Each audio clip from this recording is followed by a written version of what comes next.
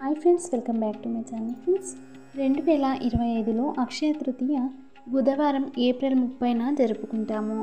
అక్షయ తృతీయ ప్రాముఖ్యత, శుభముహూర్తం, పూజకు ఏమేమి వస్తువులు కావాలి, అక్షయ పాత్రను ఎలా స్థాపించాలి అనే అన్ని విషయాల గురించి మనం ఈ వీడియోలో తెలుసుకుందాం.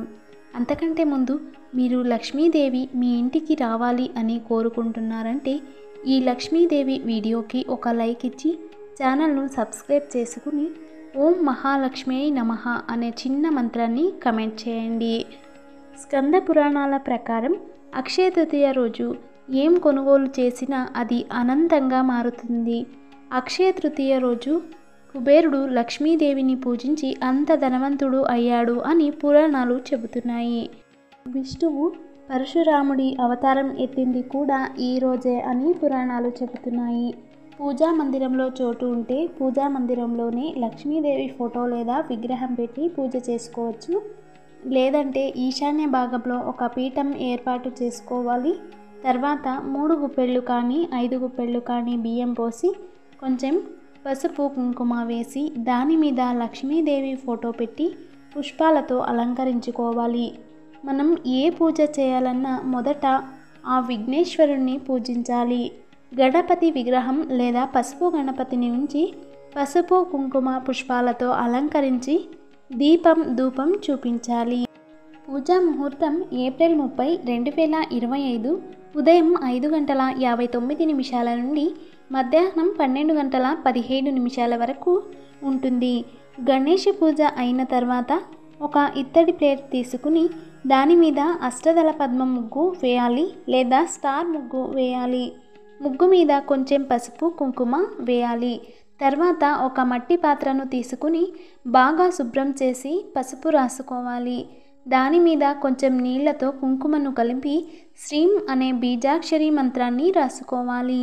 ఆ అష్టదళ పద్మ ముగ్గు మీద ఆ పాత్రను ఉంచి దానిలోకి 3 గుప్పెళ్ళు లేదా 5 గుప్పెళ్ళు బియ్యం కానీ లేదా రాళ్ళుపు వేసుకోవాలి.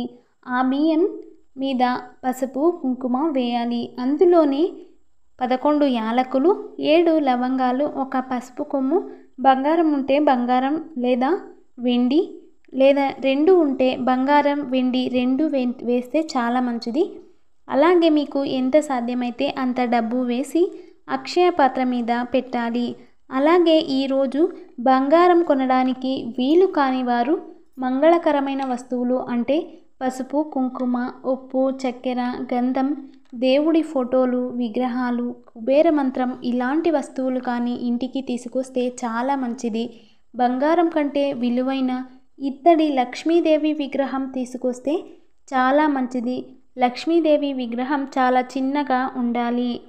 ఇలాంటి విగ్రహాన్ని మీరు ఇంటికి తీసుకొస్తే లక్ష్మీదేవి మీ ఇంట్లో తిష్ట వేసుకుని కూర్చుంటుంది.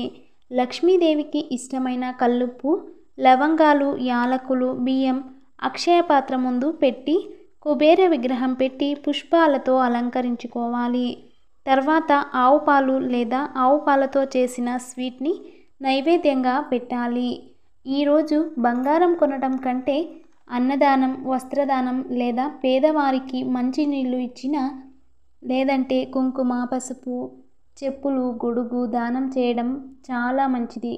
అలాగే లక్ష్మీదేవికి చీర పెట్టేవారు పెట్టుకోవచ్చు.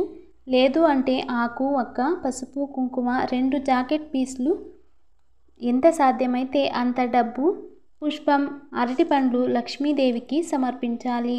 అలాగే విష్ణు విగ్రహం ఉంటే పెట్టుకోండి. తర్వాత అగరవత్తులతో ధూపం చూపించి కర్పూర నీరాజనం చేయాలి. అలాగే ఈరోజు లక్ష్మీ అష్టోత్తరం, విష్ణు అష్టోత్తరం చదివితే చాలా మంచిది. లింక్స్ కావాలంటే డిస్క్రిప్షన్లో ఉంటాయి, కావాలంటే చెక్ చేసుకోండి. అలాగే ఓం లక్ష్మీనారాయణాయ నమః అనే మంత్రాన్ని 108 సార్లు లేదా 11 సార్లు జపించండి. ఈ విధంగా అక్షయ తృతీయ రోజు పూజ చేసుకుంటే చాలా మంచిది. ఈరోజు అంతా మంచిదే. బంగారం ఎప్పుడైనా కొనవచ్చు. అలాగే అన్ని శుభకార్యాలు ఈరోజు చేయవచ్చు. ఈ అక్షయ తృతీయ మీకు శుభం, ఐశ్వర్యం, సంతోషం తీసుకురావాలని మనస్ఫూర్తిగా కోరుకుంటున్నాను. వీడియో మీకు ఇష్టమైతే ప్లీజ్ లైక్ చేసి ఛానల్ను సబ్స్క్రైబ్ చేసుకోండి. వీడియో చూసినందుకు ధన్యవాదాలు.